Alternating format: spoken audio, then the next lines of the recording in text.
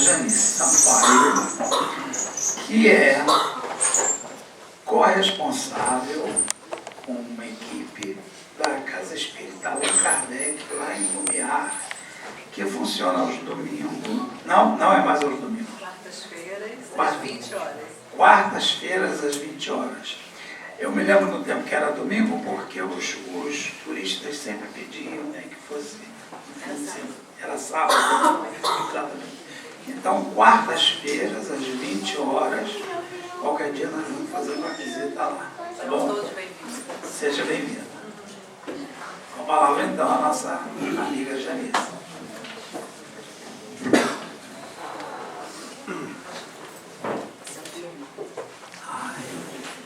Boa noite a todos. É uma grande alegria estar aqui ocupando o lugar na Tribuna Espírita, a qual eu sempre falo que é uma grande responsabilidade falar em nome dessa doutrina consoladora que tanto bem traz a todos nós. E algumas vezes eu falo, não sei se aqui já falei, que falar na Tribuna Espírita é para mim um gesto de gratidão, porquanto ao conhecer a doutrina aos 19 anos, há uns poucos anos atrás, outro dia, eu ganhei o maior presente da minha vida. E aí alguns perguntam, né, poxa, mas com esse presente você deixou de errar? Quem dera, mas eu errei muito menos. Então é com essa gratidão desse presente que certamente encurtou o meu caminho da evolução, em alguns passinhos, mas encurtou. É por gratidão que eu, então, divido com os irmãos os frutos dos nossos estudos, porque sou uma apaixonada por essa doutrina. Porque realmente na vida foi algo que eu encontrei e que eu vou levar para a eternidade. Então é o real presente. Tudo aquilo que nós vamos deixar não tem importância. Mas aquilo que vai conosco quando voltarmos para casa, essas são as nossas maiores dádivas. E a doutrina é um desses presentes que nós devemos valorizar. Porque ela traz algo precioso para todos nós. Um acordar de consciência. E o tema que eu trouxe dentro da nossa doutrina para dividir com os irmãos na noite de hoje tem a ver com uma continuidade de um tema que eu já fiz aqui em várias outras casas. Sexta-feira vou fazer novamente na Associação Espírita Fraternal, que chama o Triângulo da Dor. Então hoje, pela primeira vez, né, eu vou estar ministrando essa palestra que é a continuação, eu trago o Triângulo da Plenitude. E, como uma continuidade, vai falar do mesmo tema, da dor, do sofrimento. Mas, poxa, vamos falar de dor e sofrimento de novo? Bom, eu acho que é um tema que todos nós temos muita intimidade com ele.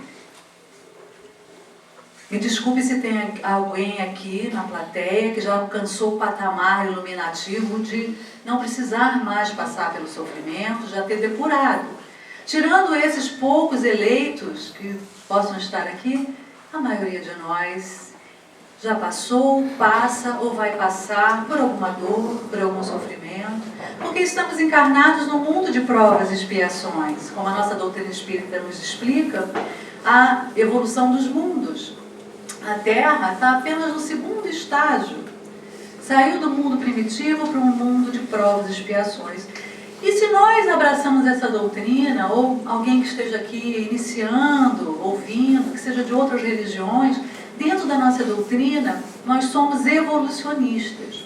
E nós estudamos que, assim como os seres, também os mundos evoluem.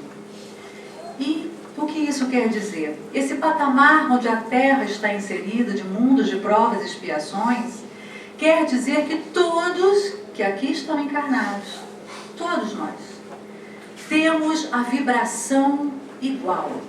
Somos atraídos para esse planeta porque estamos todos no mesmo nível. Com algumas gradações diferenciadas, mas estamos todos no mesmo nível. Que nível é esse? De espíritos imperfeitos. E aí, se formos pegar lá nos nossos livros da codificação, quando Allan Kardec traz essa categoria dos espíritos, e pegarmos o que é ser um espírito imperfeito, muitos de nós vai pedir para a terra parar para a gente descer.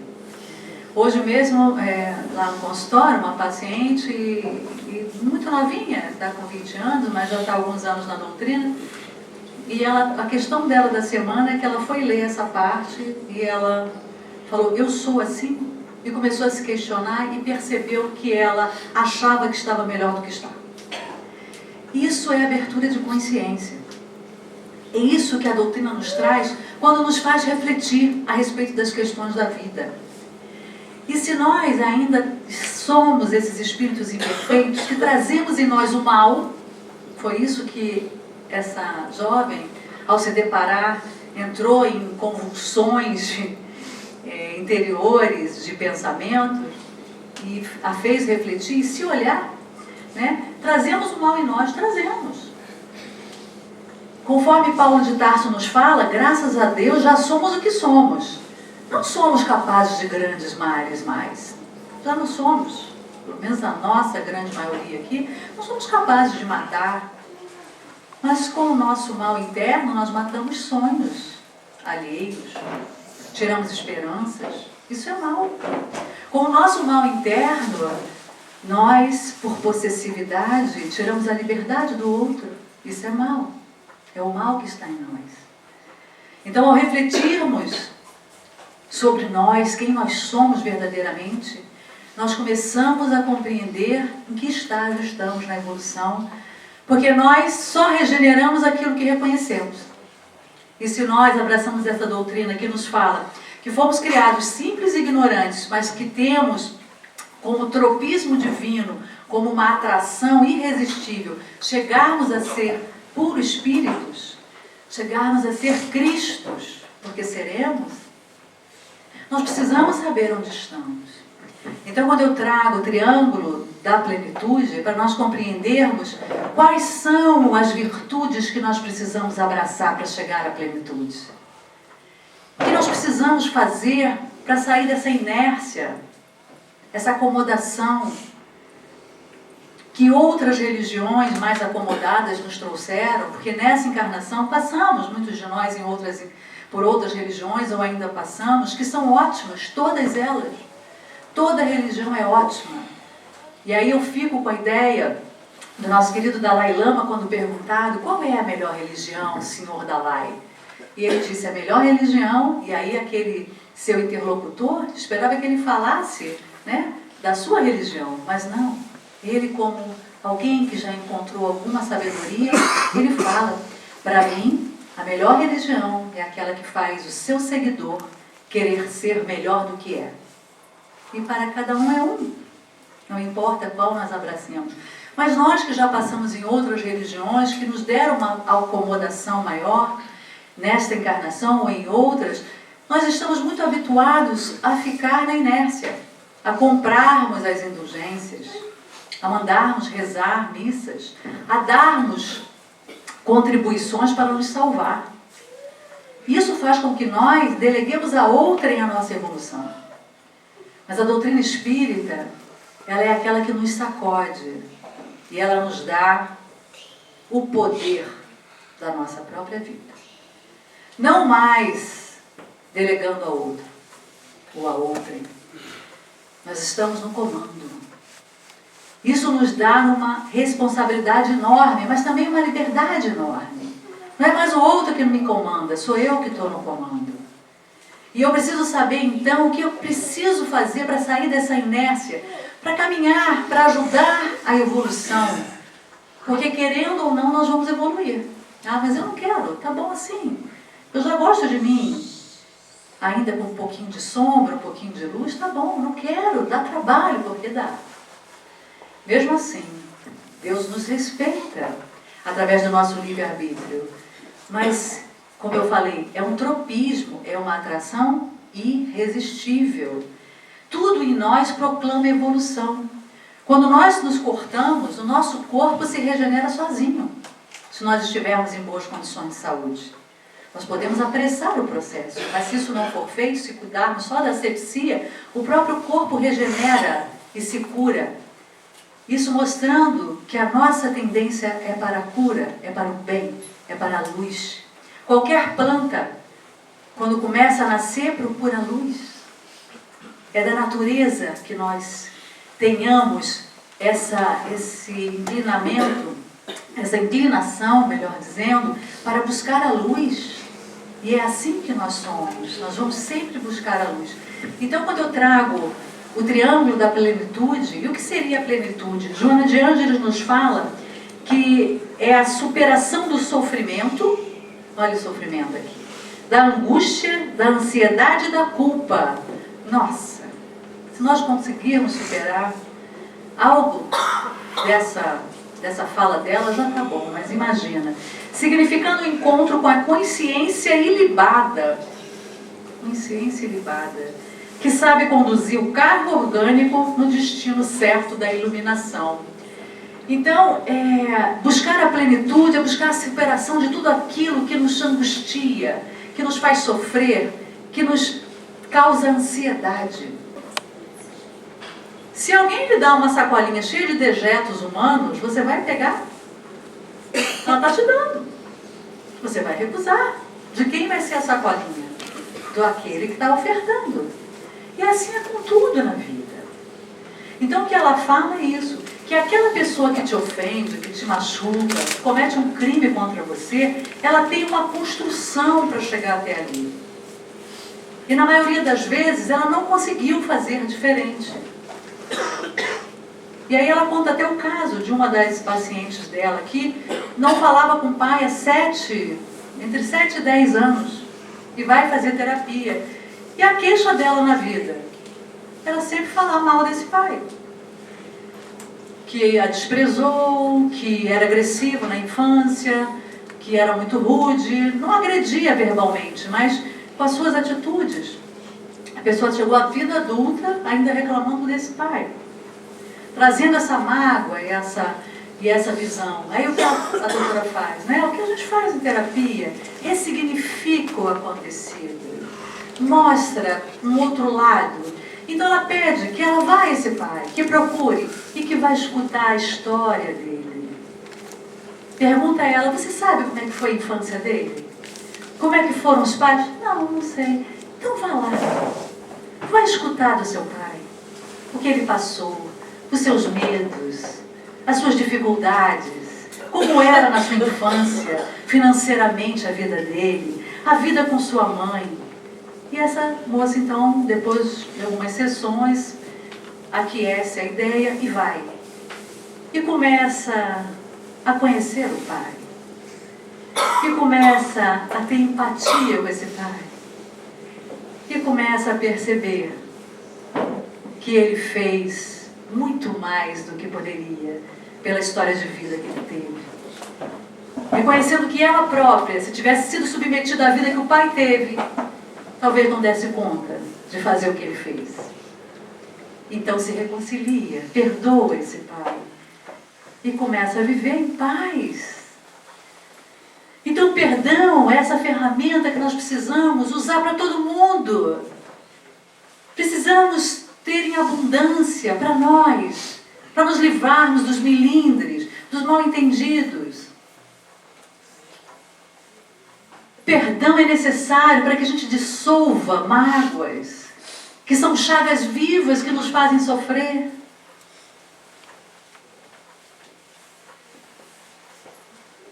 O perdão é a cura de grandes males, físicos inclusive. Porque a falta de perdão nos leva a ter um câncer, uma úlcera.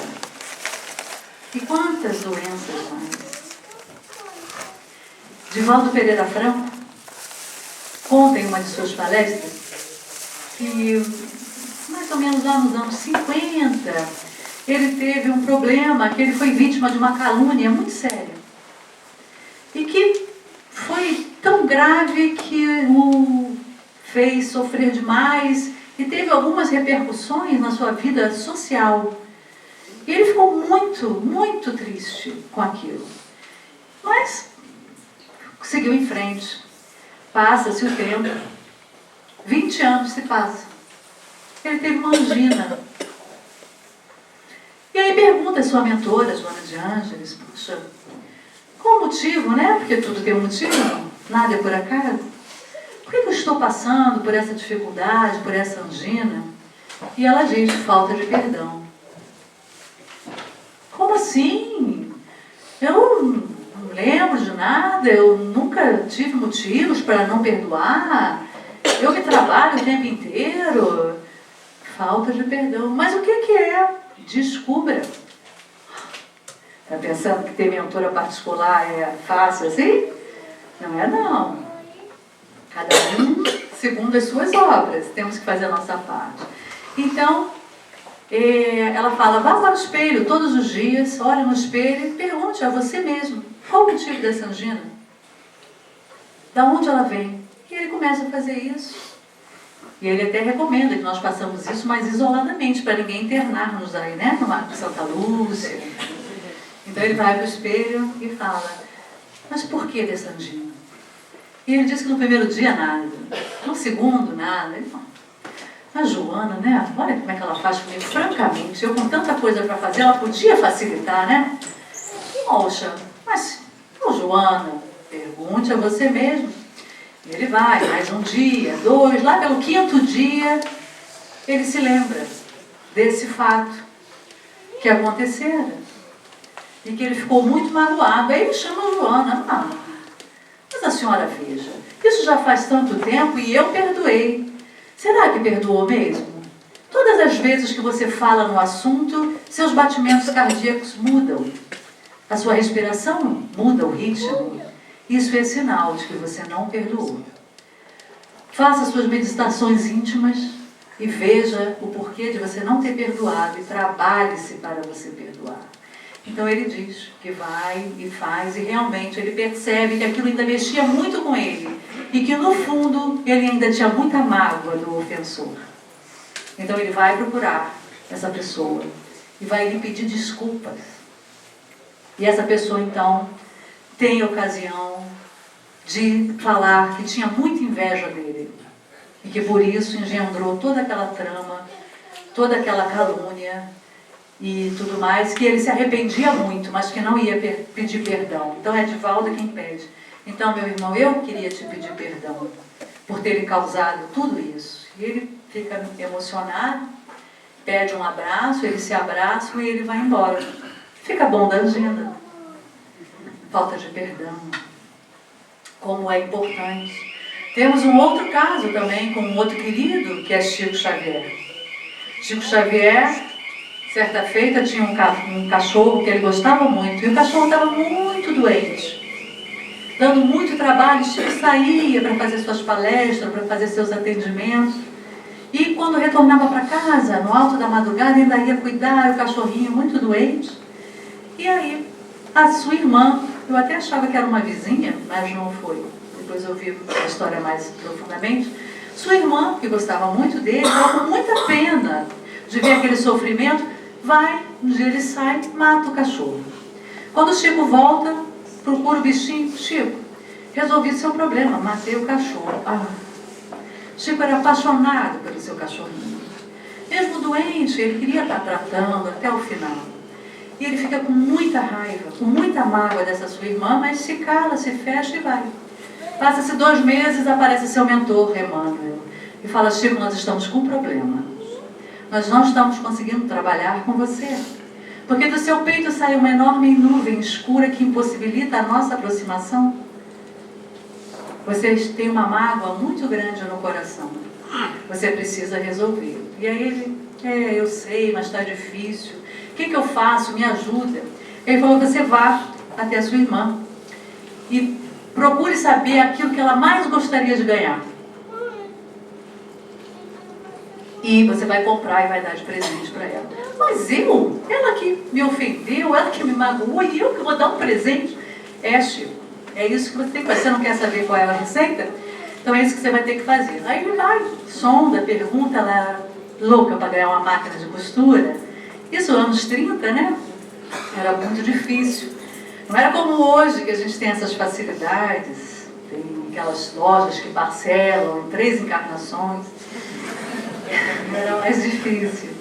Então ele vai, e realmente era tão caro que ele tinha um salário pequeno, de servidor público da época, teve realmente que parcelar em algumas encarnações, mas ele compra a máquina de costura e vem e dá para ela. Quando ele entrega essa máquina de costura para ela, ela fica tão feliz, do seu centro cardíaco sai uma luz tão forte de gratidão que dissolve a nuvem escura do Chico. Ele então a abraça e consegue perdoar. Falta de perdão, impossibilitando o trabalho mediúnico. Vejam como é importante nós compreendermos essa atitude que nós devemos ter com todos. Lembrando o nosso querido Mestre Jesus, quando Pedro indaga: Mestre, até quantas vezes terei de perdoar o meu irmão? Até 7 vezes. Talvez fosse a conta que Pedro achou que seria o máximo que ele conseguiria, né? Imperfeito como nós. E o nosso mestre então fala: não, Pedro, não 7 vezes, mas até 70 vezes 7 vezes. Só esqueceu de dizer e complementar, né? Cada ofensa. Então nós fiquemos espertos. Então, quando nós compreendermos que essa atitude de perdão não é algo que a gente dá ao outro, porque o outro às vezes nos magoa e nem sabe. É algo que nos liberta. É algo que nós compreendemos. Vamos numa padaria, por exemplo, somos mal atendidos. Quantas vezes, né? Aquela pessoa está com problema em casa. Claro que não justifica, não. Que nós não tenhamos uma atitude dessas, mas compreendamos a do outro. Cada um de nós, meus irmãos, está fazendo o melhor que pode. O melhor que pode. Todos nós temos nossas lutas, nós não sabemos o que mora no coração de cada um. Então, olharmos uma atitude dessas com piedade, com perdão, compreendendo que ali está um ser que está fazendo o que pode. E que ele ainda está envolto nesse azedume que está te entregando. Nossa, pior para ele. Porque quem perdoa fica com crédito. E quem magoa recebe o débito. Então nós é que vamos ser beneficiados com essa atitude. E a vida começa a ficar suave. Quando nós somos humildes, quando nós perdoamos, a maioria dos problemas some. E eu garanto, assino embaixo, tenho certeza, já vivi um cadinho assim só nessa encarnação, né? 53 anos, com alguma observação da vida, e eu vejo em mim, tá? Nem vocês não. Eu observo muito, tenho o meu laboratório, que é o consultório de psicologia, é um laboratório onde eu agradeço todos os dias, porque eu aprendo com as minhas e com as experiências que me trazem, e é riquíssimo. Mas é me observando. Quando eu tenho uma atitude, quando eu consigo ser mais humilde, quando eu consigo exercitar o perdão, nossa, eu fico plena. Pelo menos por aqueles momentos. Daqui a pouco a gente cai de novo, né? Porque eu costumo dizer que a evolução é a dança do índio. 2 passos para frente, 3 passos para trás. 1 passo para frente, 5 para trás. Tem hora que fica difícil, te dá 10 para trás, mas vamos dando 1 para frente.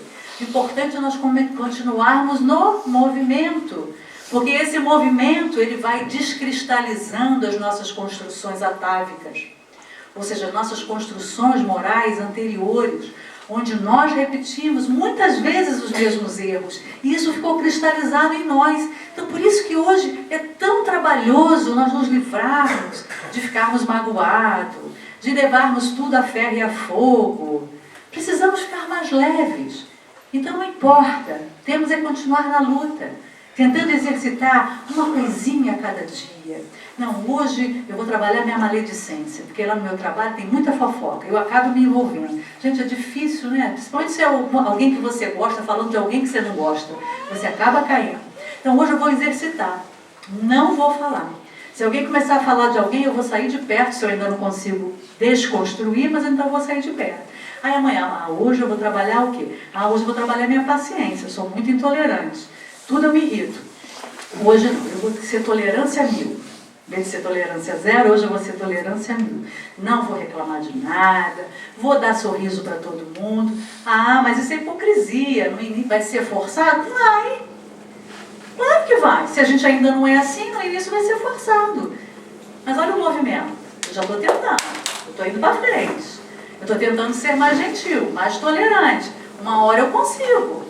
Se a gente não ensaiar, a gente não consegue. Não é assim? Nas peças de teatro, nos esportes. Nós vimos agora um show das Olimpíadas. Quantos anos de treino de assim mesmo, quantas lágrimas. E essas Olimpíadas, né, é um momento que a gente olha e, em particular, eu não gosto de competição, porque tem sempre alguém que sai chorando. Então eu acho que é algo que ainda é do humano, né? Nós queremos ser melhores do que o outro. É bacana, tem a coisa da saúde, mas tem algo que me incomoda. Quando aquele rapaz do salto da vara caiu, aquilo me doeu profundamente. Tá, o brasileiro ganhou, eu fiquei um pouco alegre, mas fiquei um pouco triste. Porque tinha um irmão meu ali, não é do meu país, mas nós não somos brasileiros, nós estamos. Nós somos filhos de Deus. Então, enfim, mas aquelas pessoas que ali estavam se superando, eles não começaram ali ontem. Tem trabalho. Assim é com a nossa moralidade. Nós precisamos ensaiar, ensaiar. E o tempo vai. Então, o último lado do nosso triângulo. Adquirimos na base, porque sem a base nada se faz, humildade. Trabalho, perdão nas minhas atitudes, para conseguir ressignificar os acontecimentos, perceber que ali tem alguém que está lutando para fazer o seu melhor. E aí, fechando o triângulo para que eu consiga adquirir plenitude, gratidão. Gratidão. Nossa, quantos de nós não sabem o que é isso? A gente, no máximo, fala obrigado. Como se fosse uma obrigação de falar. E aí, tem um estudo bonito, que parte desse estudo aqui vem desse livro, que é de Joana de Ângeles, que chama-se Psicologia da Gratidão, psicografia de Divaldo. E é muito engraçado o Divaldo falando, né, que quando Joana se aproxima dele e fala, não, Divaldo, precisamos fazer mais um livro, e tá bom, qual será o tema? Ah, vai ser um livro sobre gratidão. E ele diz que ele fala, mas a senhora tem certeza? Um livro todo? Um livro todo sobre gratidão eu não consigo entender, porque no máximo eu acho que daria um capítulo. Aí ela vira para ele e fala, bem se vê, né, Divaldo, que você é muito ingrato. E esse livro é lindo, porque o livro todo ele fala sobre gratidão nas diversas nuances da nossa vida. Assim como o perdão é uma atitude, a gratidão também. Quando nós falamos em gratidão, é assim, alguém me faz algo, eu fico grato, obrigado. E fico ali obrigado, né, e a nossa linguagem, né, a nossa língua é muito interessante, porque esse agradecimento obrigado, ele retrata exatamente o que é. Porque quando alguém faz algo para nós ficamos obrigados em devolver. Mas em devolver nesse sentimento de gratidão. Né? Porque favor, gentileza, não tem paga, a não ser com esse sentimento de gratidão que faz com que você queira ir ao encontro do outro para poder também devolver de alguma forma, né? E a gratidão é isso. Mas não é também como o perdão, como se for no perdão, não é um acontecimento. Ah, então Gilson me deu um copo d'água, então vou ter gratidão, vou agradecer, obrigado. Quando ele precisar de uma água, eu vou ali correndo e vou buscar. Não é isso. É primeiro de tudo, sermos gratos à vida. Nos colocarmos nesse sentimento de gratidão ao Criador por esta oportunidade bendita de estarmos aqui. É ter gratidão pelos nossos pais. Ah, mas eu fui adotada, minha mãe me rejeitou, não me quis. Te deu a vida.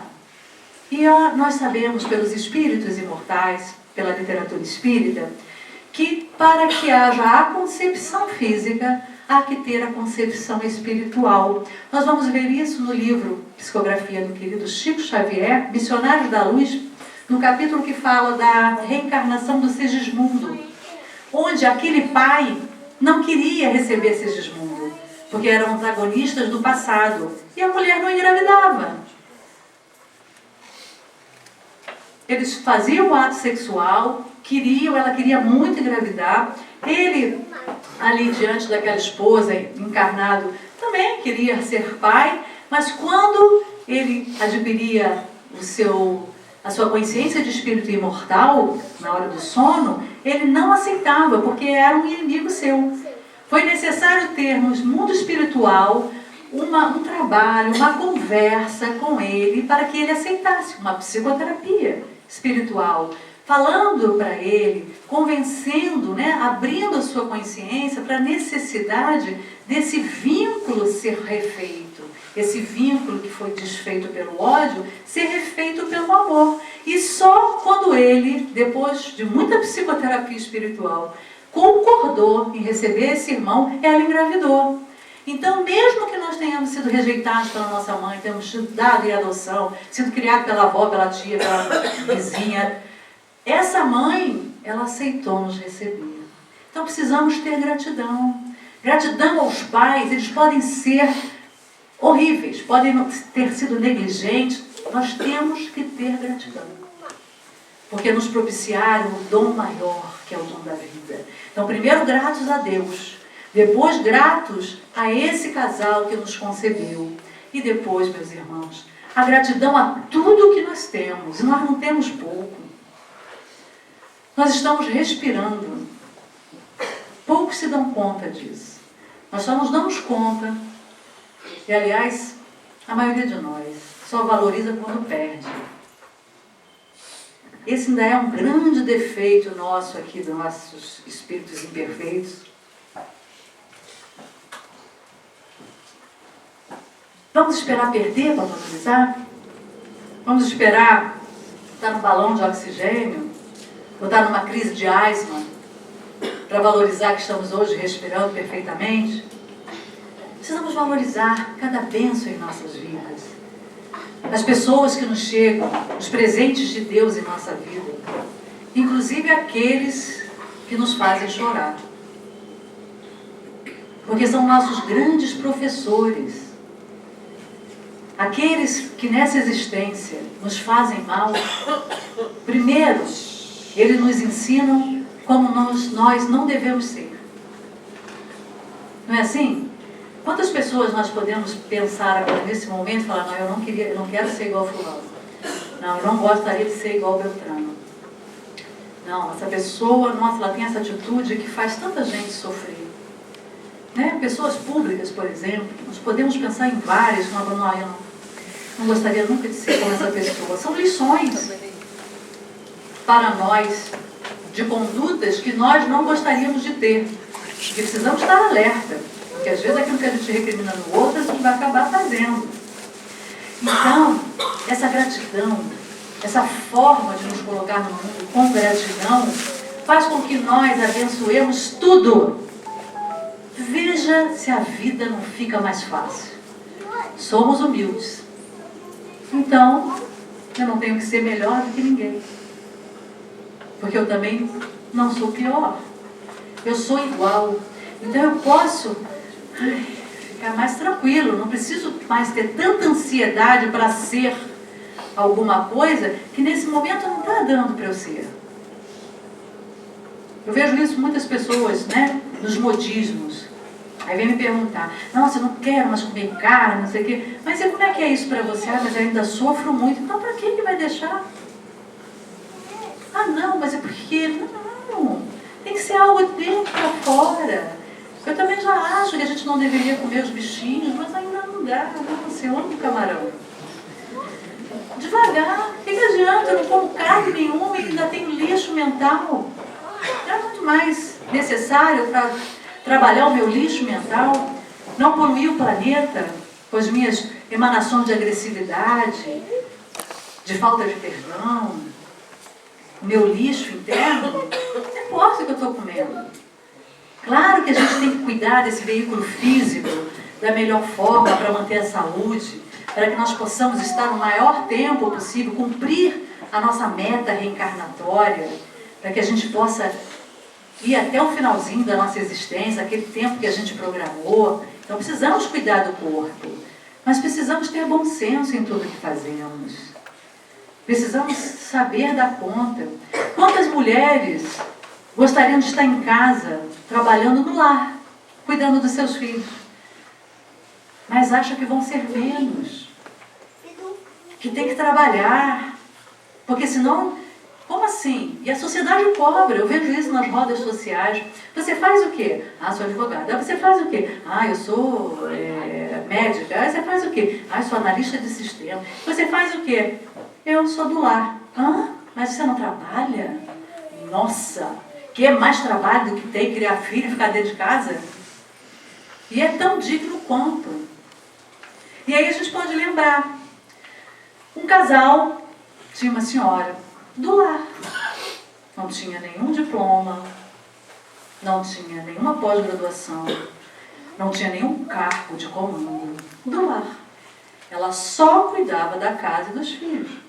O marido, um grande comerciante local, com cargo na sociedade. O filho, médico. Nossa, que importante. Muito importante. Né? E ela, do lar. Uma simples mulher, mãe, do lar. Desencarnam e nós vamos encontrar no mundo espiritual. O filho médico no umbral, 8 anos. O pai, comerciante, bem posto na sociedade, e as suas 2 amantes no umbral mais ainda inferior. E a senhorinha do lar, que não tinha diploma, em esferas muito mais altas do que nosso lar. André Luiz, sua mãe, seu pai com as suas amantes. História do livro O Nosso Lar, psicografia de Chico Xavier, pelo espírito André Luiz. Foi inclusive filme. A senhorinha do lar era um espírito muito elevado. Isso é só para nós compreendermos e darmos valor ao que tem valor. Não importa os títulos. Tenhamos a humildade de ser quem somos, de desenvolver os nossos talentos. Toda e qualquer ocupação útil é trabalho, dizem os Espíritos para nós no Livro dos Espíritos. O importante é que nós estejamos nos melhorando a cada dia, buscando esse trabalho interno, de ser cada dia melhor, de fazer a diferença no mundo, aonde estivermos. Um dia um jornalista perguntou para a Madre Teresa de Calcutá: a senhora acha que esse seu trabalho é muita coisa? Ela falou: não, não acho não, senhor. Eu comparo o meu trabalho a uma gota no oceano. E o que a senhora tem a dizer disso? Eu tenho a lhe dizer que o oceano seria menor sem a minha gota. Que possamos todos sermos as gotas que o mundo necessita. Que possamos, aonde estivermos, termos essa atitude de humildade, de perdão, de gratidão, para alcançarmos essa plenitude que vai nos libertar do sofrimento, da ansiedade, da angústia, para que nós possamos ser o melhor que podemos. Nós somos deuses, um D minúsculo, como Jesus nos disse. Que nós possamos fazer esses deuses em nós, que a nossa ligação com o Pai fluir para a vida, doando o nosso melhor. Cada um de nós tem uma missão na Terra. Cada um de nós é de sermos essa gota que faz com que o mundo, sem cada gota dessas, seja menor. Que sejamos um belo oceano. Que nós possamos ser aqueles com quem Jesus pode contar para regenerar essa terra, que será muito melhor daqui a pouco. Muito obrigada.